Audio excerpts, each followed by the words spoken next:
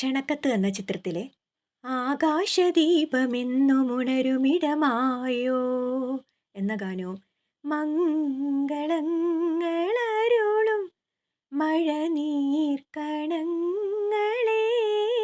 എന്ന ഗാനവും ഒറ്റയാൾ പട്ടാളം എന്ന ചിത്രത്തിലെ മായാമഞ്ചലിൽ ഇതുവഴി പോകും തിങ്കളേ എന്ന ഗാനവും പവിത്രം എന്ന ചിത്രത്തിലെ താളമയഞ്ഞു ഗാനമപൂർണം തരളലയം താഴും രാഗധാര എന്ന ഗാനവും ശ്രീരാഗമോ തേടുന്നു നീ വീണതൻ പൊൻതന്തിയിൽ തുടങ്ങിയ ഗാനങ്ങൾ കേൾക്കുമ്പോൾ തന്നെ നമ്മുടെ മനസ്സിൽ ഈ ഗാനങ്ങളുടെ സംഗീത സംവിധായകന്റെ ചിത്രം ഓടിയെത്തും. അതെ, അത് മറ്റാരുമല്ല, ചെയ്ത ഗാനങ്ങളുടെ എണ്ണം വളരെ കുറവെങ്കിലും സവിശേഷമായ ഈണസഞ്ചാരം കൊണ്ടും നവീനമായ ഓർക്കസ്ട്ര അറേഞ്ച്മെന്റ് കൊണ്ടും വേറിട്ട് നിൽക്കുന്ന സംഗീത സംവിധായകനായ ശരത്. കൊല്ലം ജില്ലയിലെ ആനന്ദവല്ലീശ്വരത്ത് 1969 ഒക്ടോബർ 3 വാസുദേവൻ, ഇന്ദിരാദേവി എന്നിവരുടെ മകനായി അദ്ദേഹം ജനിച്ചു. അദ്ദേഹത്തിന്റെ യഥാർത്ഥ നാമം VS സുജിത്ത് എന്നായിരുന്നു. പ്രശസ്ത സംഗീത സംവിധായകൻ കണ്ണൂർ രാജന്റെ മകൾ സീതയാണ് ഭാര്യ. ദിയ ഏക മകളാണ്.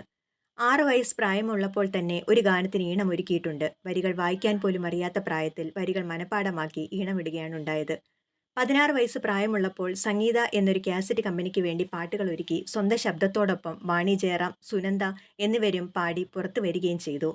ഗാനങ്ങൾ ശ്രദ്ധിച്ച തമിഴ് ഗാനരചയിതാവായ വൈരമുത്തുവിനും MS വിശ്വനാഥനും അവ ഏറെ ഇഷ്ടപ്പെടുകയും ഇരുവരുടെയും ശുപാർശയിൽ ഒരു സിനിമയ്ക്ക് സംഗീതം ചെയ്യാൻ അവസരം ലഭിക്കുകയും ചെയ്തു.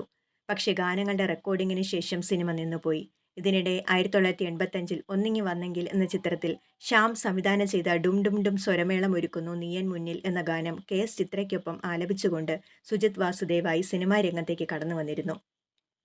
നവോദയ അപ്പച്ചന്റെ മകൻ ജിജോ പുന്നു ശരത്തിന്റെ ആദ്യ കാസറ്റ് കേൾക്കുകയും നവോദയ നിർമ്മിച്ച് TK രാജീവ് കുമാർ സംവിധാനം ചെയ്യാനിരുന്ന ഗാന്ധർവ് എന്ന ചിത്രത്തിലേക്ക് പാട്ടുകൾ ഒരുക്കാൻ സുജിത്തിന് അവസരം നൽകുകയും ചെയ്തു. പക്ഷേ ആ സിനിമയും ഗാനരചന കഴിഞ്ഞ് ഉപേക്ഷിക്കേണ്ടി വന്നു. എന്നാൽ രാജീവ് കുമാറിന്റെ തന്നെ സംവിധാനത്തിൽ സെൻട്രൽ പിക്ചർ നിർമ്മിച്ച ക്ഷണക്കത്ത് എന്ന ചിത്രത്തിൽ ഗാന്ധർവത്തിന് വേണ്ടി ഒരുക്കിയ അതേ ഈണങ്ങൾ തന്നെ ഉപയോഗിക്കുകയും ചിത്രം പുറത്തു വരികയും ചെയ്തു. വളരെ വ്യത്യസ്തമായ ഈണങ്ങളും അതുവരെ കേൾക്കാത്ത സൗണ്ടിങ്ങുമായി ക്ഷണക്കത്ത്. ശരത് എന്ന പേര് സ്വീകരിച്ച സുജിത്തിന് വലിയ സ്വീകാര്യത നൽകി.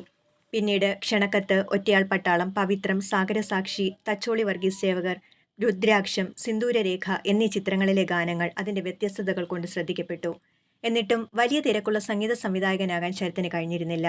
90കളുടെ അവസാനത്തോടെ പാട്ടുകൾ കുറയുകയും രവീന്ദ്രൻ അടക്കമുള്ള സംഗീത സംവിധായകരുടെ ഓർക്കസ്ട്ര അറേഞ്ചറായും പ്രോഗ്രാമറായും ചില ചിത്രങ്ങൾക്ക് പശ്ചാത്തല സംഗീതം ഒരുക്കിയും ഒതുങ്ങി വിസ്മൃതിയിലേക്ക് പോയ ശരത് പിന്നീട് 2000കളുടെ രണ്ടാം പകുതിയിൽ റിയാലിറ്റി ഷോ വിധികർത്താവായി മലയാളികളുടെ മുന്നിൽ പ്രത്യക്ഷപ്പെടുകയും ചെയ്തു. ഇത് രഞ്ജിത്ത് സംവിധാനം ചെയ്ത തിരക്കഥ എന്ന ചിത്രത്തിലൂടെ സംഗീത സംവിധാനത്തിൽ രണ്ടാം വരവിന് വഴിതെളിച്ചു. 2005 ജൂൺ 6 എന്ന ചിത്രത്തിലൂടെ തമിഴിലും 2009 കളവരമായ മടിലോ എന്ന ചിത്രത്തിലൂടെ തെലുങ്കിലും അരങ്ങേറ്റം കുറിച്ച ശരത് ഏതാനും ഹിന്ദി ചിത്രങ്ങൾക്ക് പശ്ചാത്തല സംഗീതം ഒരുക്കിയിട്ടുണ്ട്. ധാരാളം പരസ്യ ചിത്രങ്ങൾക്ക് ജിങ്കിളുകൾ ഒരുക്കിയിട്ടുമുണ്ട്. സ്വന്തം സംഗീതത്തിൽ കൂടാതെ ശ്യാം, രവീന്ദ്രൻ, ഇളയരാജ, ഔസേപ്പച്ചൻ, ബിജിപാൽ, M ജയചന്ദ്രൻ തുടങ്ങി മറ്റ് സംഗീത സംവിധായകരുടെ സംഗീതത്തിലും ഗാനങ്ങൾ ആലപിച്ചിട്ടുണ്ട്. അദ്ദേഹത്തിന് നിരവധി പുരസ്കാരങ്ങൾ ലഭിച്ചിട്ടുണ്ട്. 2009 മികച്ച ശാസ്ത്രീയ സംഗീത ആലാപനത്തിനുള്ള കേരള സംസ്ഥാന പുരസ്കാരം മേഘതീർത്ഥം എന്ന ചിത്രത്തിലെ ഭാവയാമി എന്ന ഗാനത്തിന് ലഭിച്ചു. 2008 ഫിലിം ഫെയറിന്റെ മികച്ച സംഗീതത്തിനുള്ള പുരസ്കാരം തിരക്കഥ എന്ന ചിത്രത്തിലെ സംഗീതത്തിനും, 2008 മുല്ലശ്ശേരി രാജു ഫിലിം പുരസ്കാരം തിരക്കഥ എന്ന ചിത്രത്തിലെ സംഗീതത്തിനും, 2011 മികച്ച സംഗീത സംവിധായകനുള്ള കേരള സംസ്ഥാന ചലച്ചിത്ര പുരസ്കാരവും ലഭിച്ചിട്ടുണ്ട്. അദ്ദേഹത്തിന് ഈ ദിനത്തിൽ ഹൃദയം നിറഞ്ഞ ജന്മദിനാശംസകൾ നേരുന്നു.